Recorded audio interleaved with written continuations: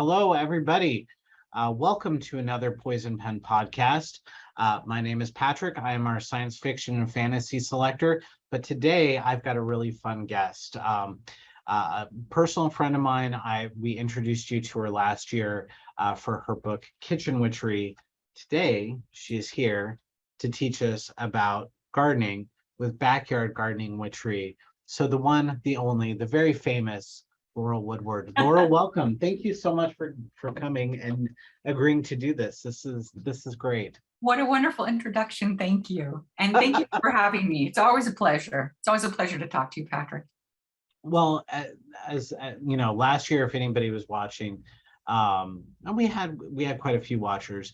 We've known each other forever, so you know we're good friends, and I'm excited that book 2 came out. So I'm like, we've got to do something to celebrate book 2. We've got to celebrate the fact that actually you're going to be, in fantasy terms, you're going to be doing a trilogy essentially of witchery books. But this is a really cool book because it's something that's, I think, dear to everybody's heart. Not only cooking, which you did in Kitchen Witchery, but backyard gardening or gardening itself, which is something that unfortunately, I think I have a black thumb, probably because I forget to water plants. And in Arizona, that's necessary. But you are one of the few people I know who can grow lilacs in Arizona. You've got a real talent for it. So obviously, I mean, I'm going to call you the Martha Stewart of the New Age world. You can do everything. You can cook. You're a great gardener.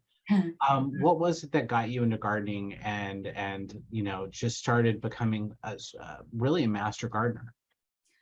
Well, I grew up gardening. My dad always had a vegetable garden, and I did grow up gardening, and it's just something I've always had a love of. I grew up with the vegetable patch, and when I got my first house, the first thing I did was put in a vegetable patch. And then my interest, transferred to herbs. And as I picked up more gardening knowledge, I got interested in the history and the lore of plants. And I started just collecting it, writing it down, everything I found out about different plants. And it blossomed into this book pretty much. I wrote this big compendium and I divided it up, and half of it was the culinary herbs for kitchen witchery, and the other half became this one. Well, the funny thing is you do talk about the culinary herbs an awful lot in Kitchen Witchery, although some herbs make a comeback. They're cast a character, so to speak, and you do revisit a few of them within Backyard Garden Witchery. Now, one of the challenges that we always think of in Arizona is are we a good place to actually garden? And you feel that we really are a great place to set up your own gardening. Oh yeah, if you choose what grows there, if you choose heat-loving plants, like things I have trouble with here, like peppers and eggplant and okra and things like that, and squash and tomatoes, they will love it there. Providing that you do provide it some afternoon shades when in the heat of the summer and give it lots of water. But if you ignore it, of course, it will die. Exactly. What was one of your challenges of creating a garden here in Arizona? Now, you live elsewhere now. You live in the Pacific Northwest, but I did have a huge challenge there. Just as I would get everything going, we had 6 date palms that had to be cut. And the people who came, you have to cut date palms. It will rain dates for 3 or 4 months after if you don't cut them, and make rancid, fermented date stuff all over the ground that you walk in, it sticks to worse than gum on your shoe. So you really do have to cut them, but they would just let them fall and then destroy everything in the immediate vicinity, which pretty much was my backyard, was a garden, the entire backyard. So that was my huge angst, because that happened like every end of July, and pretty much ended things. So I would start in February and get everything done by then. Exactly. Yeah. Well, because that's sort of our winter, right? In Arizona, we go, July, August, September. February. Yeah. Exactly. And now we can start beginning to actually do some gardening. I've got some basil that I've got in the house at the moment right now that Wow. I want to try to get outdoors soon, Yeah. um, and do some other gardening. Um, but right now we're still a little too hot. It's 104 today, but we'll Yeah. cool off in a couple hours and it'll actually be really pleasant. So, um, for us, doing that heat loving and getting the herbs, but by July, if I don't transplant some of those plants back indoors, it's Oh all yeah. Yeah. all gone. The heat-loving Mediterranean plants like sage and rosemary and thyme do great. They will do great all year. Exactly. And you can have them in patio pots, so you could even have them, move them to the shade for the worst part of the year. Exactly. But cilantro would do well, and basil, of course, basil does not like the cold. Um, Catnip and mint, all those do phenomenally well there. It's sort of funny because I can make things grow if I actually pay attention and water them. And Yeah. every year though, eventually, certain plants are just going to die because, especially indoor plants with me, I think I'm more, I don't know. Um, but I found that, with Arizona, once July hits, things are going to be gone. There's a few things that you can keep going in the heat of the day. And one of the things that I found that works really well here is rosemary. Oh And yeah. rosemary is a really important plant in your book. And so I'm hoping you could give us a little bit of an idea of why herbs are important, why we're wanting to grow them in abundance in our homes, what we can use some of these herbs for, and then how is it with gardening and gardening herbs that it changes the energies associated with our home and our habitat. Well, I wanted to write this book because there was a huge push to get out in nature and do the bathing and all that stuff. And I wanted to tell people, nature's right outside your window. You just go outside. Just go outside and interact with the earth. You don't have to travel anywhere. And when we start our own garden and start interacting with the earth and get in sync with the seasons, it calibrates our energy too. And one easy way to do it is with herbs because they are so easy to grow. And rosemary, it's a perennial. You plant it once, you have it forever. You can clone it. Clone's really easy. And it's good for so many things. You can season your food. You can make infusions to do magical washes for protection. You can, rosemary is for remembrance, so you can burn it as incense anytime you want to make something memorable. It's a very versatile herb. That was one of my favorite plants I had at the house, and unfortunately, I had to really cut it back, and then it got infested with unfortunately with butterfly caterpillar. They've smothered the plant, so at the very end of this rosemary bush's life, it was just filled with all these butterflies. And I Well, said, that's a good thing. I can't let this, I've got to let this plant die, but I'm not going to cut it away and replant with a new rosemary plant until it gave us all these really wonderful, I think it was monarch butterflies, to be honest. Wow, that's great. Beautiful. It was absolutely beautiful. So, I mean, it is sort of amazing when you talk about magical washes and you talk about things that you're doing. What are those for those of us who are lay people to the Wiccan world? What can we think of them? Because we don't usually think of them as maybe magical, but maybe also. All right. Well, basil is a great plant for harmony and cleaning up negativity. So if you have a basil plant and you make a tea with chip off, you just cut a couple sprigs and pour boiling water over it and let it sit for 10 minutes and then strain out the herb. And you put that liquid into your cleaning bucket. you can do a magical wash, which means that if you've had an argument or if you have family coming over and you want everyone to get along, you wash down your floors and your countertop, and it instills a feeling of harmony and peace and helps everybody be at their best. Do you feel that that is something just sort of natural because of the pheromones, in the sense that certain things like basil gives off and the different, compounds that make basil? We do react a lot to scent. In a lot of ways, we don't even understand or know that we're reacting. But a lot of it is also programming ourselves. When we do these things, it's like meditation is a form of self-hypnosis. A lot of ritual work is also. So you're putting yourself, doing this work and putting yourself in mind that you are going to be on your best behavior. You are going to you're going to watch your words. You're going to help everyone else also be in there. So it's also a sort of it's a programming for what you want to happen. So as you're creating these spaces and as you're doing this gardening, what is it that you're being mindful of as you're putting in, because you've got this big, beautiful garden, what are you thinking of when you are doing the garden itself and you're tending to each of these plants?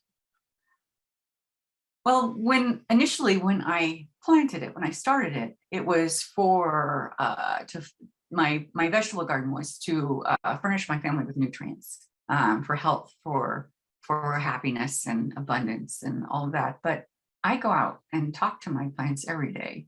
And if I see a new bud or a new pumpkin growing or a new squash or something, I'll go, oh, I see you. And, I talk to my plants and go, oh, why are you falling over today?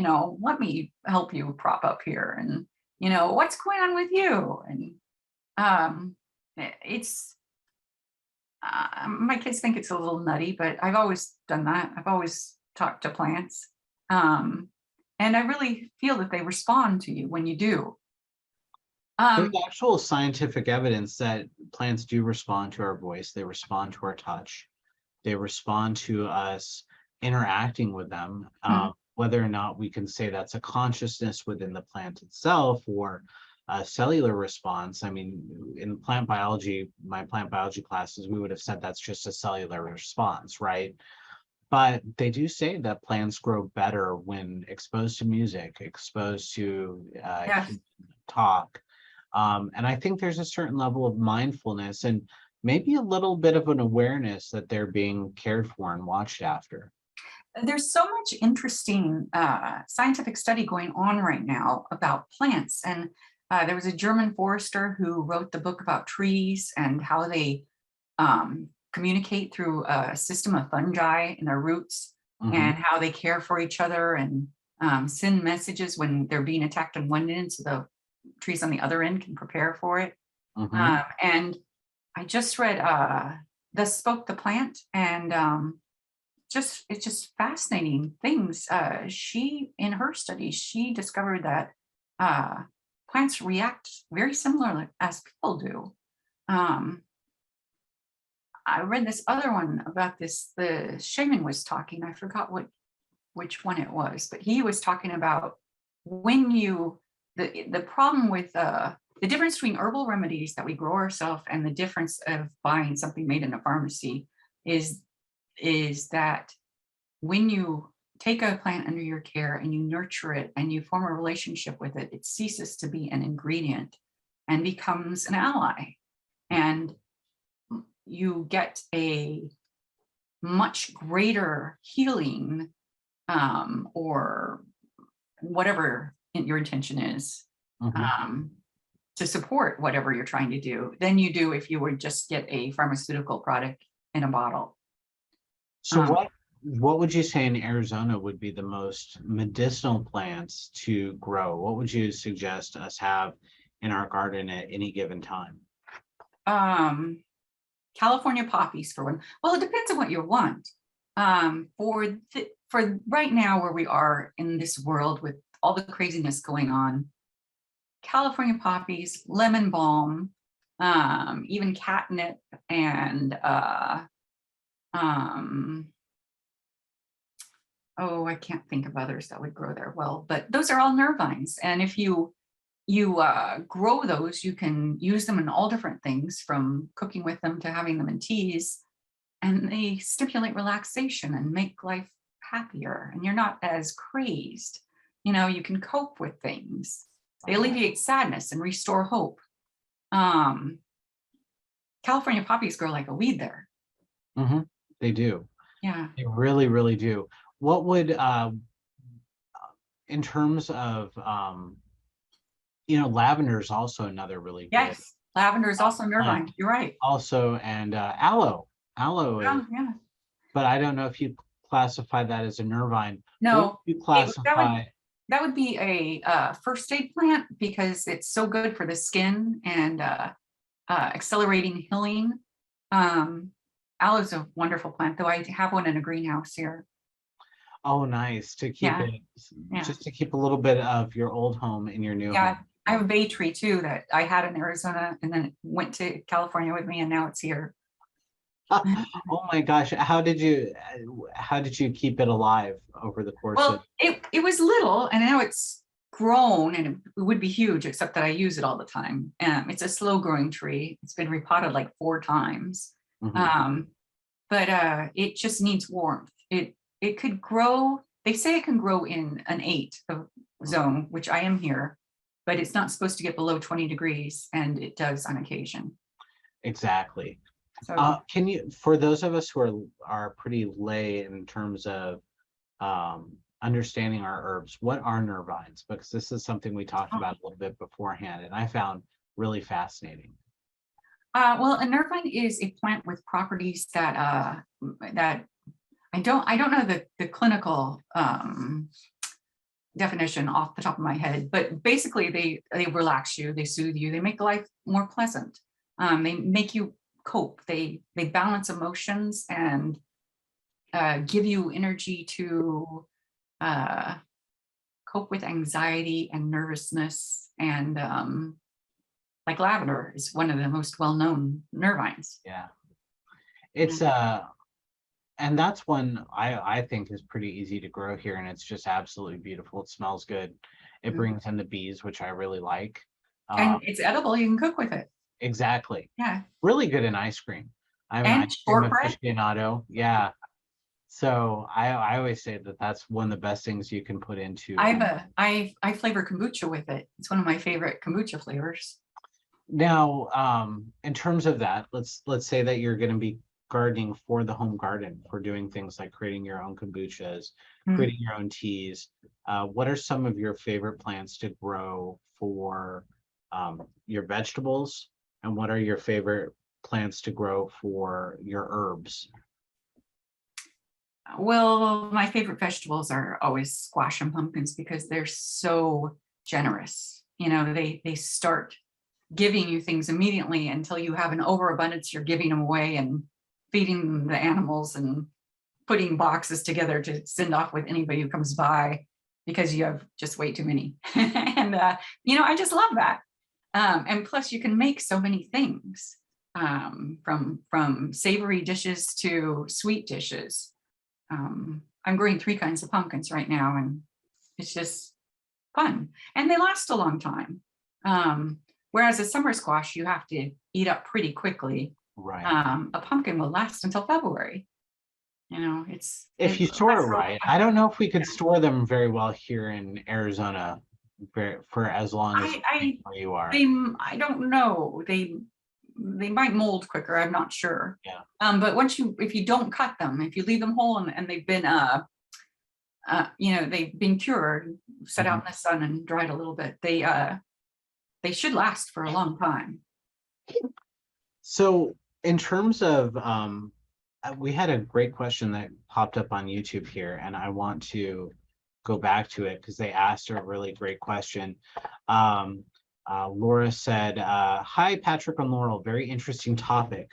Does your new book have recipes for facial scrubs or balms?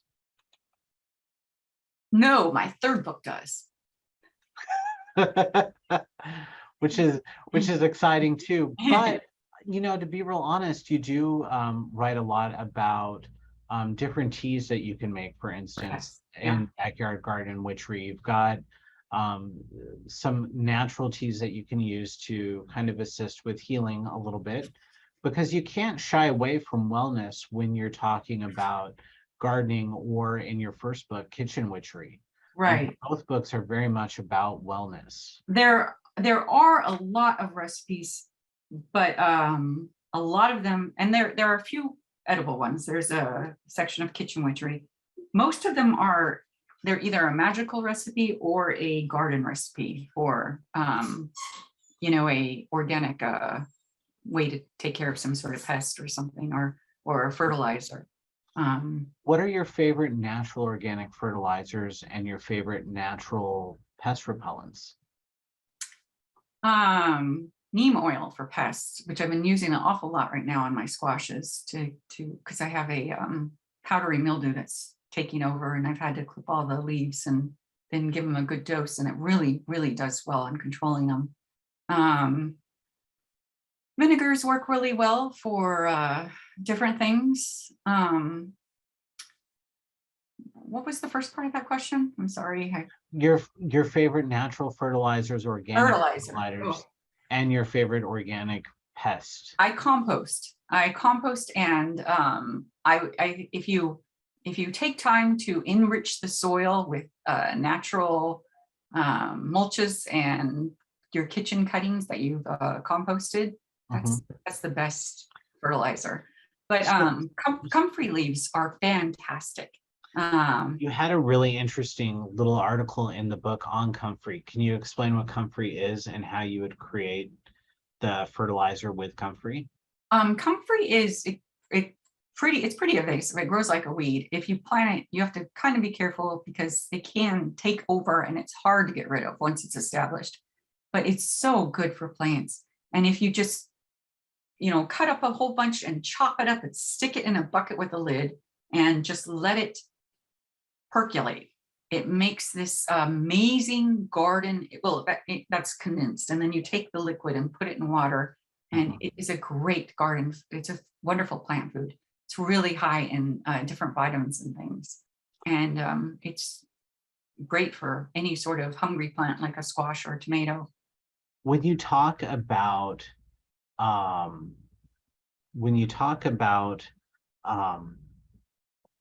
fertilizers, and we're talking about witchery, we're not thinking that your book would be very scientific, but it really is. It isn't that you've negated the science behind what is good to grow a plant.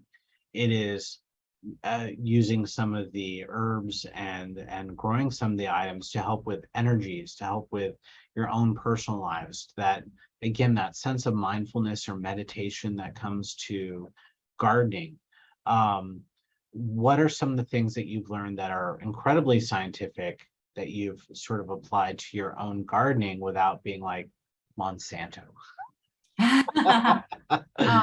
Scientific. Well, I guess everything pretty much is based in science, because I follow all the garden networks and apply everything that I've learned from them.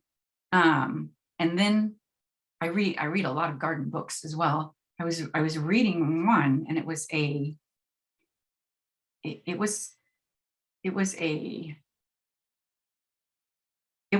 for laymen. It was an advanced garden book about composting, and I forgot the name of it. But I got right into the middle of it, and the guy was describing how to create a tea for fertilizer, and he was talking about stirring it, and he said, and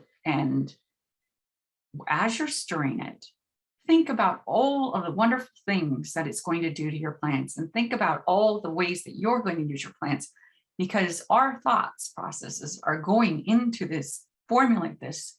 And it was wild. Right in this book, a gardening book, he was talking about your energy incorporating with the liquid. And I did quote that in this book because I found it so fascinating that it was in this volume. I wish I just read it so I could tell you, word for word what he said, but it's hard because you're so neck deep into book 3. oh And we're yes. talking about book 2. So for those of you who aren't, I have that dilemma where for the past month they handed it back to me for a complete rewrite, which they always do. Every book I've given them, they've said, we love it, sign this contract. Now our vision board came up with this, here are the notes, we want you to do this, do this, do this, and delete this and add this. And they did that with this one. I had this is how you meet a garden ally, this is why it's important, my practice has changed. Every book is changed as my practice changes. For kitchen witchery, I was dealing with my psoriasis, stuck in an apartment in Los Angeles and learning about gluten-free. For backyard garden witchery, I was in Oregon with my new house with my garden, loving nature, home from COVID, just loving nature and celebrating having a yard again and a garden. And then COVID took over and isolation kind of hit, and I got sighted kind of my view went a little bleak, and I came up with garden witchery and how to use your natural nervines in your garden to make you feel better and all of this. But I had a list of the nervines. These are the nervines I'm working with. This is how you grow them. This is how you use them. This is their history and lore. And they said, this is great, but delete all this garden stuff. Put this in the back, and we want you to take all these recipes out and do this chapter, this chapter, this chapter, this chapter. So I wrote 13 new chapters and had to come up with all these new things. And so you're right. It's been like 8 hours a day writing because I have to turn it back in October 1st. I feel like this is like the test that you don't want sometimes, because you're so neck deep into writing book 3. But the exciting thing is I got to be a beta reader for Backyard Garden Witchery, and it changed a little bit between the time that you wrote and the time that it published. So you've got another book coming out. I do have my new, I don't know if you could see it, but I got the cover. I don't know if you can see it very well, but it's Wellness Witchery, a magical approach to nourishing the body, mind, and spirit. And they did such a beautiful job on it.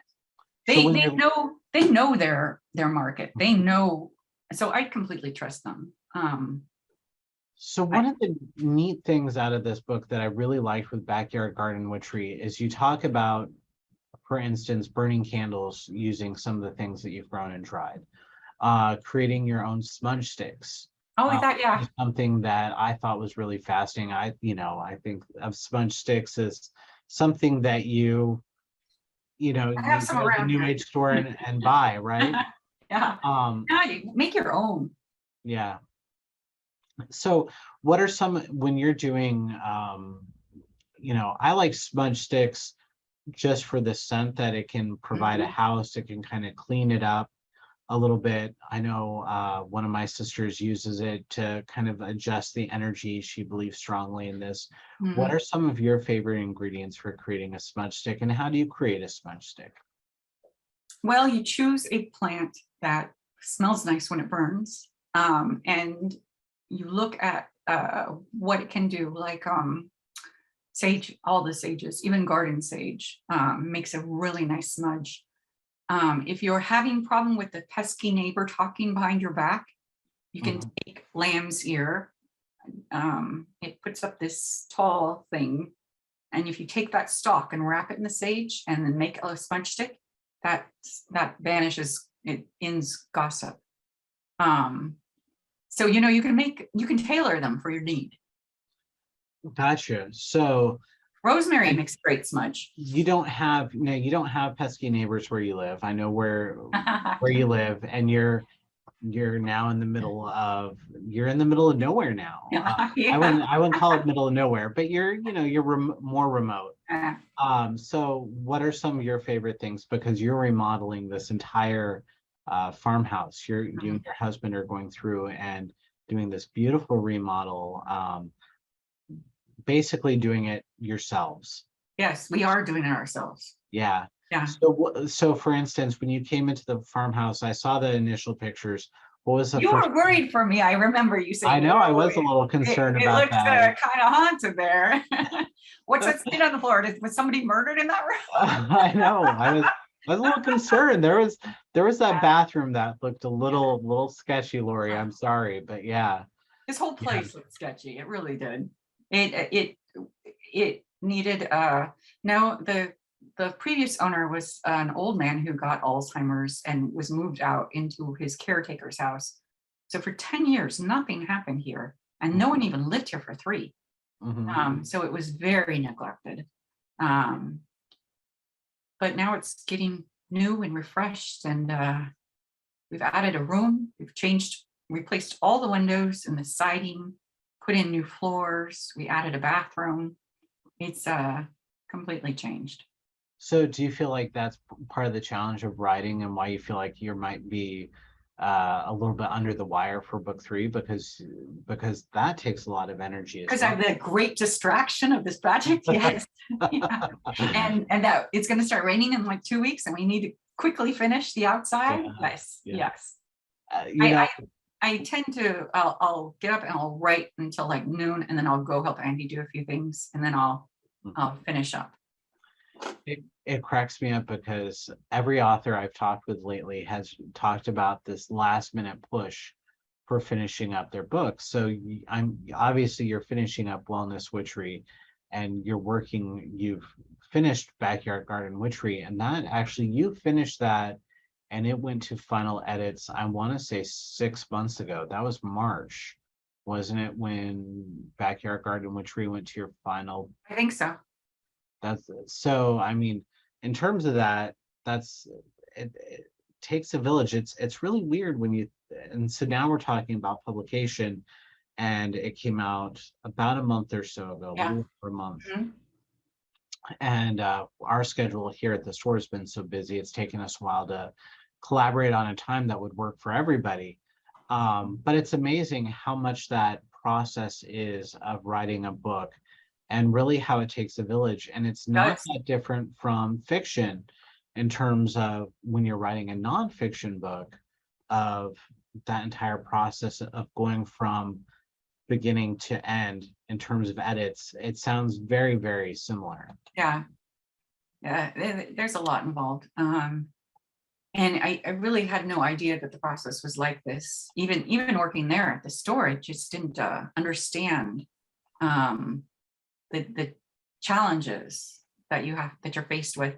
Because after you completely turn it in, I mean, you read this thing, I don't know how many times, 8 or 9 Right. as they hand it back to you and give it back and hand it back and ask for different changes. But then when you finally turn it in, they'll go, okay, here is a PDF. Now go get people to read it. Mm-hmm. And you're like, what? And so you ask everyone, will you read this for me, and ask for blurbs and things. And then when that's done, you go talk about it. So it's very involved. I hope with Wellness Witchery you'll send it to me and I can blurb, my beard has never looked so lush or full. I will. You got it. As soon as I have a PDF, I will send it to you. Yeah, absolutely. So it is a little bit different, but going back to Backyard Garden Witchery, I sell this book to a lot of people, and Kitchen Witchery, not oddly enough, was our top selling cookbook last year. You know what? It made the bestsellers for Llewellyn. Yeah. It's been very popular. And part of that is because though this has a new age spin to it, and I'm not trying to diminish new age at all. I hope that doesn't come across, but it's also incredibly practical for anybody who doesn't follow Wiccanism or witchery. Obviously, you have made it to the point of making it general enough as well that if you want to follow the new age practices, you go through and you discuss those, And you know, for instance, there was one, how to do some love spells, Hmm. for instance, Hmm. with some of your cuttings in backyard garden witchery.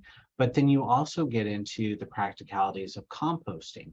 Hmm. And so I think it has this nice blend, and I think it's really fun to read. You Well, know, I'm glad you enjoyed it. One of the people I sent it to said it was like a love letter to the earth. And I really like that, because that was where I was at, was celebrating nature, and how my garden is my church, and how you can have your own sanctuary too. You just have to go outside, you know. Right. Um, because I think all of us really need that connection. And it doesn't matter what you term, if you term it magic or if you term it spiritual. We all need that connection to nature. And it's, you know, I find myself really hard. I've got my day job that I'm sitting there programming most of the day, you know, and then finding that time to get out, it's really therapeutic. Especially whenever I go on vacation, which is few and far between. I usually either run to the mountains or I run to the beach. But I know you take your dog out walking at lunch, Oh, and that absolutely. really helps you, and get the whole day Exactly. in frame of mind. Paul's taking a nap somewhere. I might pull him up just at the tail end, just so you can see him again. He's got his bow tie on. He's looking very proud. Aww. But you know, and I always feel like, um, you know, when you worked at the store, for instance, there's a spoiler here. Laurel and I have known each other for a really long time, partly through the Poison Pen.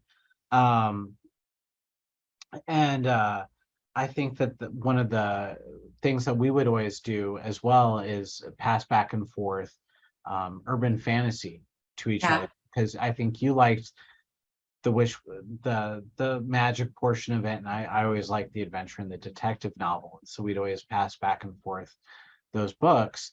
Do you remember our I ghost always hunting club? Oh yeah, we did the ghost hunting that one time, which That was a was lot of fun. fun, Yeah. which is why I have a complete belief in that, from living in a house in Bill, Colorado, that was super creepy. We came home, you know, the Yeah. awesome, oh, it was a weird house. Anyways, I believe that places have energy, hold energy. It's just it's it's what I believe, and I'm good with that. Um, what is one of the most surprising things that you learned in backyard garden witchery? Because you did a lot of research for this book, and you did a lot I of did. gardening to make it practical. Most surprising. I don't know. I don't know what to say to that. Um, Well, like with kitchen witchery, you could make a bread and you could give it to Andy and say, Andy, try this bread. Is this good? I Is still this do that. is this a good recipe? And he can give you feedback, right? Gardening, it's a little bit more, I would find, with the practicality of it, a little bit more challenging, because you've got Mhm. plants time to grow. Not every plant is the same. Some will bear fruit, some Yeah. won't. Yeah. And so how do you do that? How do you cope with something that is living and is different, and You uh, spend time with it and you learn its habits, and you just try to help it survive. There, I know I had a lot of challenges. They just won't come to mind right now. One of the things last year though, my squash just kept turning, the leaves kept turning yellow, and it wouldn't flower, wouldn't flower, wouldn't flower. So I started with experimenting with different foliar feedings, um, giving it nutrients in a spray bottle and just letting it soak into its leaves. And that fixed it. But I can't think of something that was surprising off the top of my head right now. But I know there were a whole bunch of things. I've had on Facebook, one of the questions is, um, if you couldn't have become a writer, what other job would you have done? And I think this is really interesting, because knowing you, You've always been a writer. Yeah, I have always been a writer. So I would have been a writer, I just wouldn't have been published because I have written a bunch of novels that aren't published. Right. You've read a couple. They're great. They're really Yeah. fun. They just, you know, Um, um, but I would probably be a cook, or I love animals. Maybe working with animals in some form. Um, Worked in a bookstore. yeah, you work. I love those days. Those days were fantastic. Yep. You kept our events coordinated, and That was a lot of fun. it was a lot of fun. Mhm. And so in terms of that, you've always been around books, but you've also been a really awesome mom. I mean, Oh, I think that was your most important job right there. yeah, yeah. We've had Definitely. a couple of your kids work for us over the years, and now they're grown, which is sort of Yeah. scary. Um, I would but have loved to have been a librarian, I think. yeah, absolutely. Yeah. And one of our former employees here, Megan, who works for Mhm. uh, Crystal Lake, Chicago. Crystal, yeah. So she's done some programs with you as Mhm. well, and Yeah. you've done some library programs. So you've been a big supporter of libraries. And I've known you since I worked at a library working and Yeah. at the circulation desk. And I remember your little kid would come up with her hand and to get the stamp, very I shy. remember She's that. no longer very shy, No. which is awesome. And she has a little kid of her own, Yes. which is really Yeah. cool. Mhm. Um, so in terms of after wellness is done, do you Mhm. have plans for more books, or do you feel like Yes. it's going to be Well, I have a challenge where I have a grandson coming to live with me, so I don't know how that will affect my time frame, but I already have a fourth one in the works, and it's the care and feeding of household spirits. And it's it's uh it's whispering in my ear right now. So so there's always an idea, there's always something percolating behind, because mhm, I know that you've written a lot of articles and you wrote a lot, and before Kitchen Witchery came out, mhm, gosh, you must have written 60, 70, 80 articles for yeah, different online magazines at mhm. least. You really wrote your you really did you worked hard to become a nonfiction writer. What would your recommendation be for those who want to write nonfiction or who want to write fiction? What is it that empowers you and impassions you to write and to have become, because I've got to say both books have really an incredible voice. I mean, your voice comes in Oh, wonderfully, and thank that's a you. challenge to do with nonfiction. They're both books that you want to read cover to cover.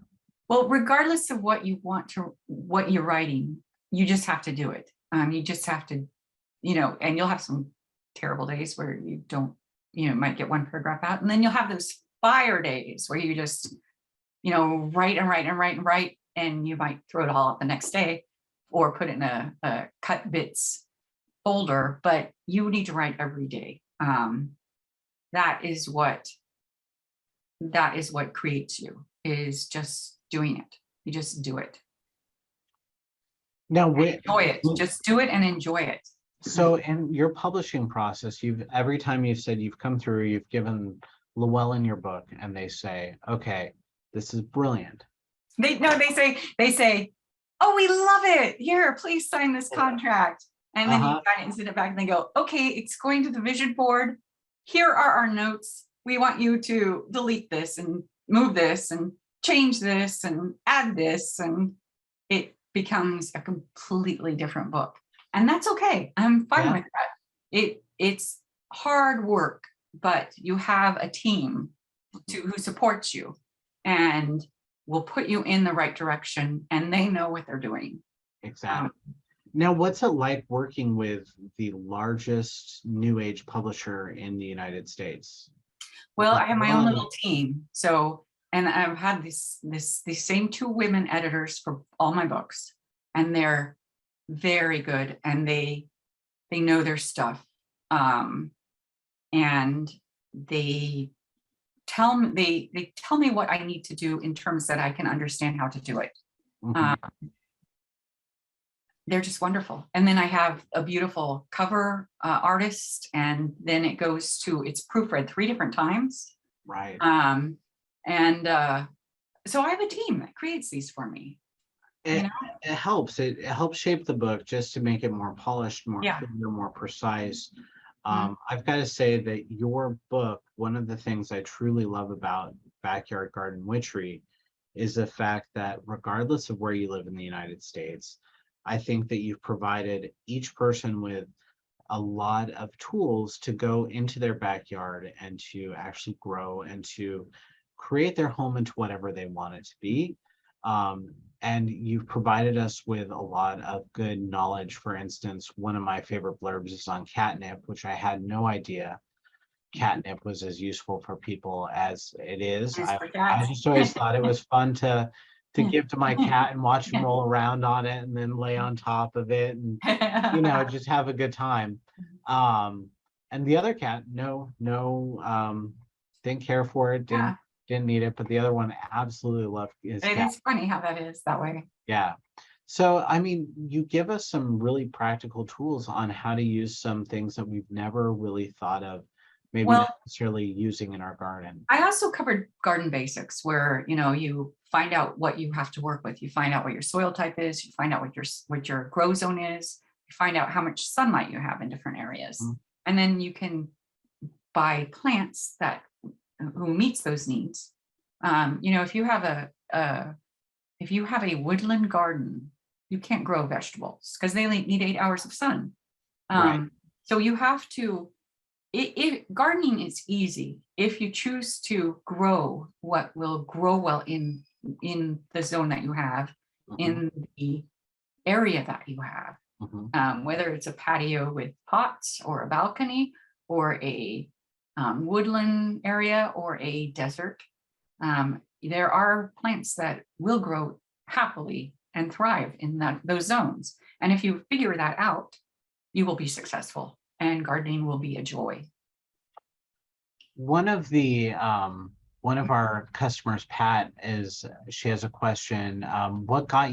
She says, what got you into backyard garden witchery? So our backyard witchery. So I would give a guess also maybe witchery in general. What in terms of Wiccanism, what is it that draws you to? Okay, well, I'm not a Wiccan. I am a solitary practitioner, pagan. Gotcha. Just so you know. Okay. Um, I became a magical person through my garden. Learning about different plants and the lore and how to use them and how they were used in the past just spoke to me. Mhm.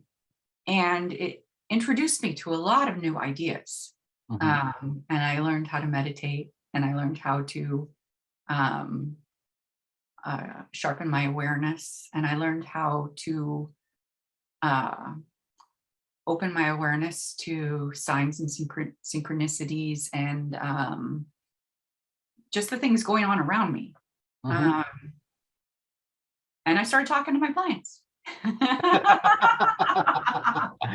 And I experimented with them and took note on how I reacted to them and how they reacted to me.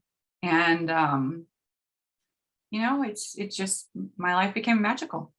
Are there any plants that you don't grow well? Oh yeah, a million, I'm sure. Um, I tend to stick with my successes. Mhm. When I learned how to clone, and when I learned what's easy to clone, like passion fruit, passion flower, Mhm. that's another nervine. You can make teas out of the leaves. You can do all kinds of things with passion flower, but it grows like a weed here, and you can. We were visiting somebody in North Portland, and they had this huge bush of passion flower.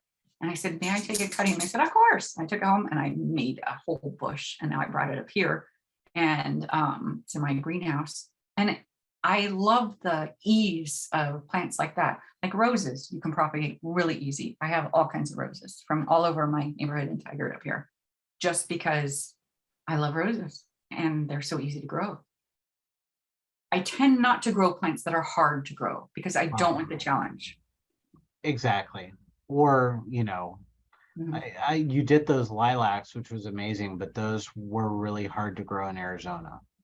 Um, you have to find a variety that can live in your zone, and you have to spend the time to meet their needs. Right. Once you do that, though, things that drought-loving things like cactus cannot grow up here; they'll go rot. Yeah. Tropical things get burned down there Hmm. unless you keep them inside or on the patio. You just learn their habits and you meet their needs, and you'll be a success. So, who were your inspirations? What inspired you to become a writer, and who do you feel were your most significant, um, I guess, yeah, who are the most significant writers that you found that sort of inspired you to want to write? Well, I've always been a writer since I was a little kid. Um, but as a teenager, it would have been Stephen King. Hmm. As get a little bit older, then it was Dean Koontz. Hmm. I've always had the creepy horror thing going on. And then Dan Simmons. Hmm. I think he just recently died. Oh no, that was Peter Straub. That was Peter Straub. Yeah. Yeah, Peter Straub, who I also loved. Um, but I love a good story. I love a good, I'm in crime fiction right now. I'm reading all the old lady books and loving them. It's Uh, not a bad thing. I do have to recommend, if you haven't read Richard Osman's, I have. I love those. and the I new one love just came those. out, so I've got Yeah. that on my to be read list. But one of the nice things is that because I think you were so influenced by fiction, your Mhm. nonfiction does not read dryly. And I think that that was another thing that I really liked about Kitchen Witchery and Backyard Garden Witchery, is the fact that you can just sit there and relax and read into it and learn an awful lot and be entertained as much as you're learning from it. And I think that's a challenge for a lot of nonfiction books. Mm. Um, I tell a lot of stories about how I work with things and use things and my experiences. Mhm. And so with the whole narrative thing, I think it, kind of changes the mood. It does. It feels like a conversation rather Yeah. than, you know, in zone 9 plant Right. at here. Yeah. Yeah. Yeah. Right. Make sure that the pH is such and such, and then go on with your life. You give us a lot more detail and a lot more enjoyment.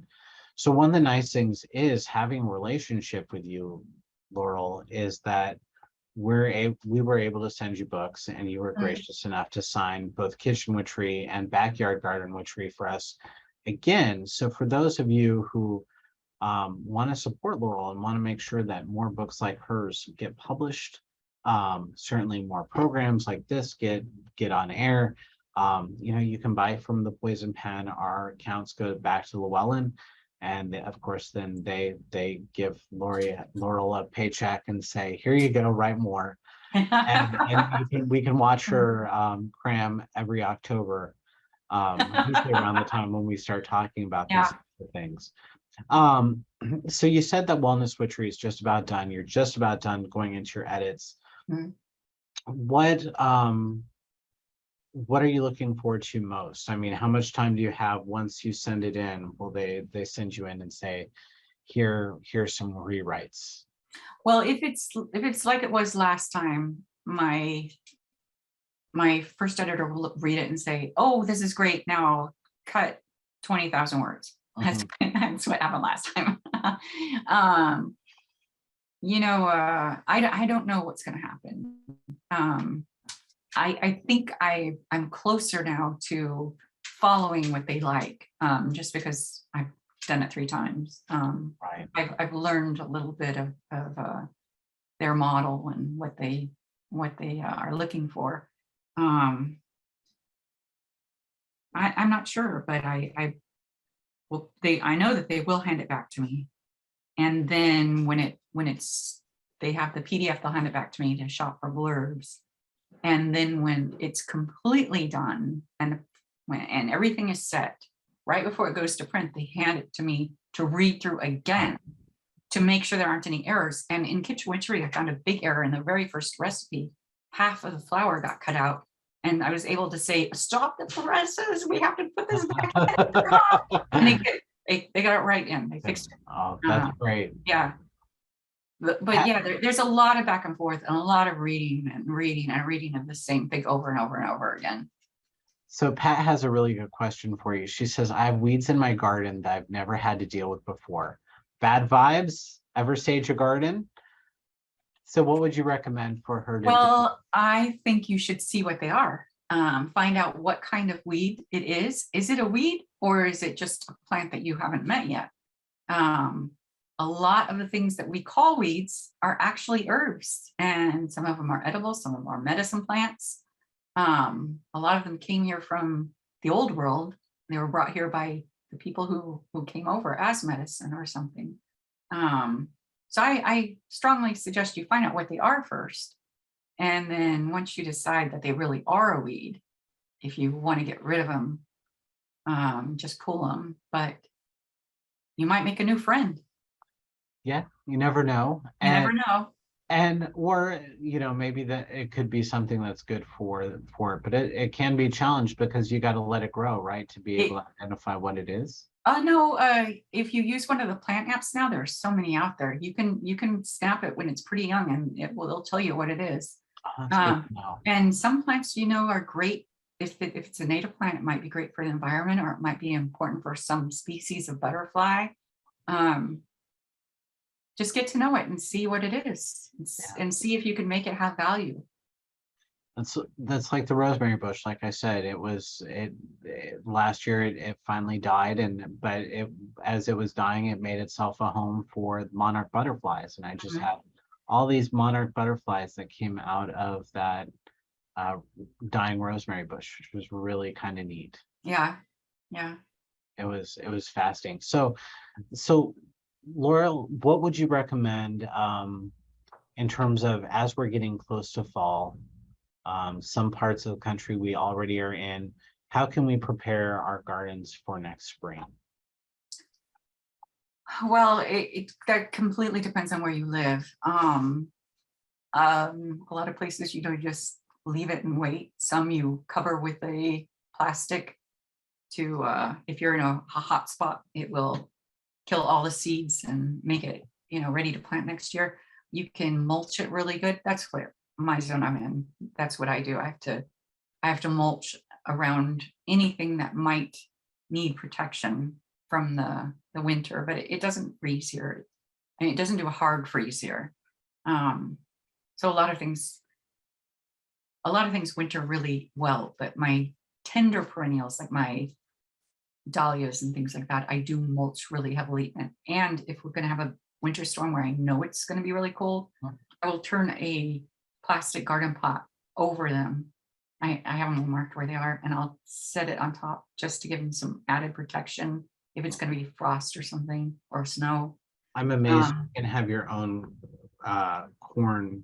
I have a cornfield. I know, it's awesome. It's awesome. And a pumpkin patch. Yeah, this is the first year I've ever had a cornfield. I've always tried growing little patches of corn, but I actually have a cornfield. Exactly. I sent because I came over yesterday. I sent him home a box of corn. You've got a lot of vegetables. So you can certainly feed a giant family with that. So, and the apocalypse will be coming first. My freezer's full of shredded zucchini and blackberries.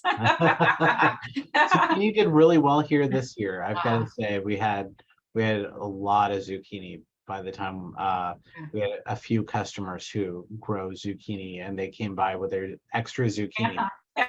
'Cause I think they were a little sick of zucchini by the time that we got I've them, been but trying to it give was it really away. good. I've been trying to give it away to anybody who'll take it because I have a mountain of zucchini, and every day I go out and there's 5 or 6 new ones. Mhm. So It's just a bumper crop of zucchini it is this a year. very generous crop. Exactly. They make wonderful zoodles. So Yeah, like I yeah, say, they do. my favorite way to use zucchini. So Laurel, we know you've got a new book coming out probably next fall is our Mhm. guess. So we're going to be talking with you again real soon. However, as time goes on, again, for those of you who want to buy a signed copy, we are one of the few bookstores that have them. Um, Mhm. we They're the love only Laurel. bookstore that has them. We're the only bookstore that has them, Yeah. and you can buy it, support the program, support Laurel. And thank you, Laurel, for spending time with us and just having a really nice chat about your book. It's always wonderful to see you. Always a pleasure, Patrick. Always a pleasure. So to our Facebook audience tonight, we will say good night. Thank you for watching. And um, Laurel, I'll talk to you real soon. Thank you, Patrick. All right, take care, Good guys. night. Thank you so much. Good night.